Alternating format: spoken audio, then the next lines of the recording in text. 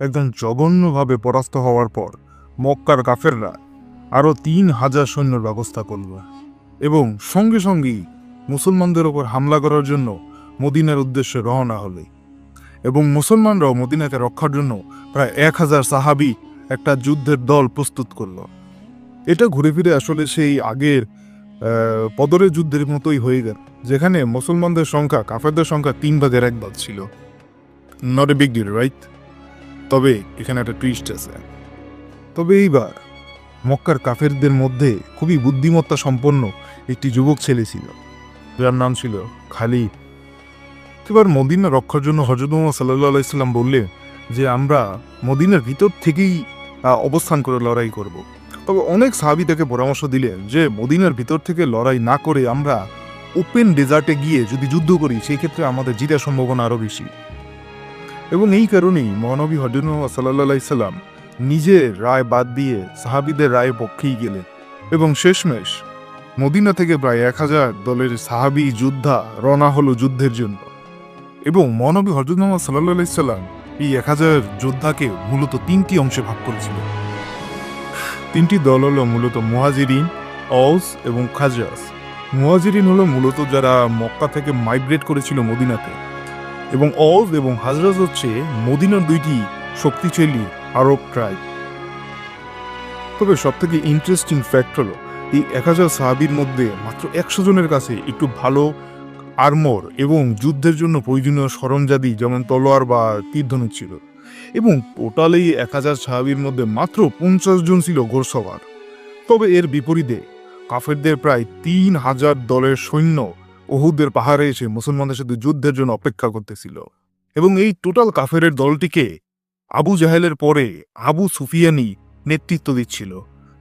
কাফেরদের দলের বাম দিকে এই আবু জাহেলের ছেলে ইকরামা এবং ডান দিকে খালিদ বিন ওয়ালিদ এটা নেতৃত্ব দিচ্ছিল। তবে যখনই যুদ্ধ শুরু হবে, তবে সবথেকে বড় বিশ্বাসঘাতক এই 1,000 সাহাবীর মধ্যে আবু বিন উবাই, সে তার 300 সৈন্য নিয়ে যুদ্ধ অবস্থান পরিত্যাগ করলো এবং সে যাওয়ার আগে বলল, এত বড় সৈন্যর সাথে তো যুদ্ধ করা প্রায় অসম্ভব, এটা তো প্রায় সুসাইডের মতো। এইটা বলে সে যুদ্ধক্ষেত্র পরিত্যাগ করলো এবং মুসলমানদের ওখানেই ফেলে রাখলো এবং বাকি থাকলো মাত্র 700 জন সাহাবী। তবে এখন এইটা প্রিপ্ল্যান ছিল নাকি ওইখানে বসে সে ঘাবড়ায় গেছিল, যাই হোক, তবে মেইন কথা হচ্ছে যে মুসলমানদের পক্ষে এখন মাত্র 700 জন যোদ্ধা ছিল এবং অপরদিকে তাদের সাথে যুদ্ধ করার জন্য প্রস্তুত ছিল 3,000 সৈন্যের একটি কাফেরের দল। তো মহানবী সাল্লাল্লাহু আলাইহি সাল্লাম যুদ্ধ শুরু হওয়ার আগেই 50 জন তীরন্দাজকে উহুদ পাহাড়ের ঠিক পিছনে অবস্থান করাল, যাতে কাফেরের দল কোনোভাবে পাহাড়টিকে ঘুরে এসে তাদেরকে পিছন দিক থেকে আক্রমণ করতে না পারে। এবং মহানবী হযরত মুহাম্মদ সাল্লাল্লাহু আলাইহি সাল্লাম এই 50 জন তীরন্দাজকে ক্লিয়ারভাবে অর্ডার দিয়ে দিছিল যে যদি তোমরা দেখো মুসলমানরা পরাজয় হয়ে গেছে তারপরে তোমরা আসবে না, এবং যদি তোমরা দেখো মুসলমানরা জিতে গেছে তারপরে তোমরা পাহাড় থেকে এক চুল পরিমাণ সরবে না, এবং যদি তুমি এমনও দেখো যে মুসলমানরা সম্পূর্ণভাবে হেরে গেছে এবং মুসলমানদের সাহাবীদের লাশ কোনো বাস পাখি এসে টুকরো টুকরো করে খাচ্ছে, তারপরও তোমরা তোমাদের জায়গা পরিত্যাগ করবা না। তো যাই হোক, যুদ্ধ শুরু হওয়ার সময় কাফেরদের দল থেকে একটি যুবক এসে মুসলমানদের যুদ্ধের জন্য চ্যালেঞ্জ করে দিল, কিন্তু আলী রাদিয়াল্লাহু তাআলা আনহু থেকে পরবর্তীতে ওই কাফেরের ভাই সামনে আসলো, তবে হযরত হামজা তাকেও শেষ করে দিল। তারপর ওইখান থেকে একের পর এক কাফেররা সামনে আগাতে থাকলো এবং মুসলমানরা একে একে সবাই দিয়ে শেষ করতে লাগলো। এবং এমন করতে করতেই এক সময় ফুল স্কেল একটা যুদ্ধ শুরু হলো এবং ফ্রন্টাল অ্যাটাক শুরু হলো, যেখানে মুসলমান এবং কাফের দুইজনই একে অপরকে সম্মুখভাবে যুদ্ধে সমান তালে চ্যালেঞ্জ করতেছিল এবং ফুল উদ্যমে যুদ্ধটা শুরু হলো। এবং মারামারি করার এক পর্যায়ে প্রথমে যখন যুদ্ধটা একটু কঠিন ছিল, তবে আস্তে আস্তে যুদ্ধটা নিয়ন্ত্রণের ভিতরে চলে আসতে লাগলো মুসলমানদের।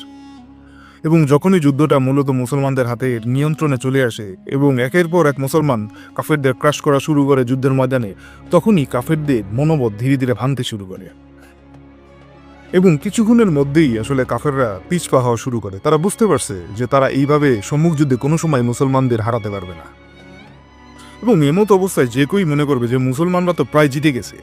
এবং এই জিতার যে আবেগ, খুশি, এই খুশিতে উহুদের পাহাড়ে থাকা 50 জন তীরন্দাজের ভিতরে প্রায় 41 জনই মাল সামানা গুজগাছ করতে পাহাড় থেকে নিচে নেমে গেছে।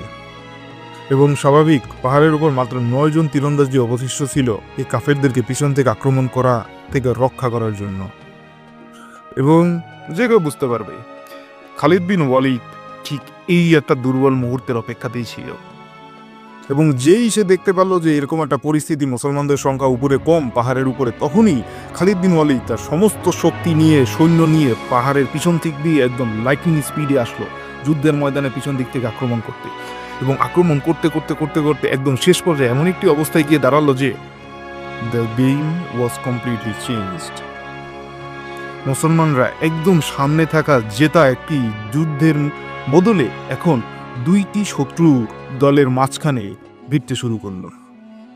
এবং মুসলমানদের দলের ভিতরে যে সাহাবীরা তারা আস্তে আস্তে দুই দিক থেকে আক্রমণে শহীদ হতে শুরু করলেন। মুসলমানদের এই টুকরির মেইন যে জেনারেল হযরত হামজা, তাকে একটি হাফসি গোলা ওয়াসি তাকে আঘাত করে শহীদ করে দিল। And to make it even worse, এই যুদ্ধের মাঝখানে একটি প্রপাগান্ডা ছড়িয়ে পড়ল যে মহানবী হযরত মুহাম্মদ সাল্লাল্লাহু আলাইহি ইসলামকেও নাকি শহীদ করে দিয়েছে। এবং এই আফওয়াটা বা প্রপাগান্ডাটা এই জন্যই ছড়ানোর সুযোগ পেয়েছিল কারণ যখন খালিদ বিন ওয়ালিদ পাহাড়ের পিছন থেকে সাহাবীদের আক্রমণ করা শুরু করলো, তাদের একটি দল পাহাড়ের পিছনে ক্যাম্পে থাকা হযরত মুহাম্মদ সাল্লাল্লাহু আলাইহি ইসলামের উপরও আক্রমণ করতে পারছিল। এবং ওই দুর্বল মুহূর্তে হযরত মুহাম্মদ সাল্লাল্লাহু আলাইহি ইসলামকে রক্ষার জন্য মাত্র 9 জন সাহাবী এখানে উপস্থিত ছিল।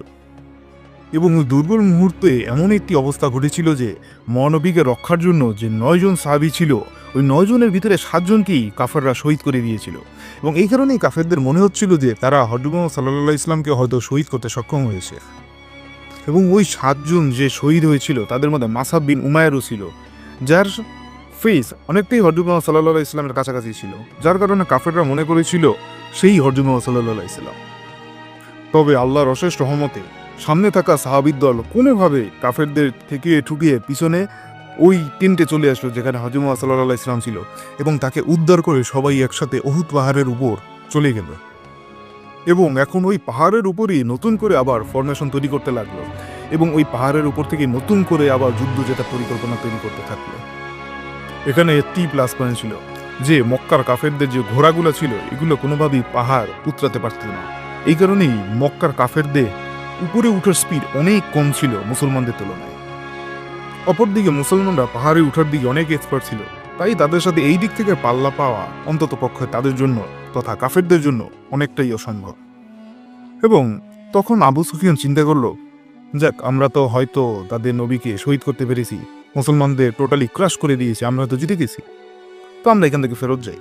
তবে যাওয়ার আগে আবু সুফিয়ান হযরত উমরকে জিজ্ঞেস করতেছিল যে তোমাদের নবীকে কি আমরা শহীদ করতে পেরেছি? তখন উত্তরে তিনি বললেন, না, নবী তো সবই শুনতেছেন, নবী তো আমাদের সাথী, তুমি যে কথাটা বলতেছো এটাও নবী শুনতেছেন।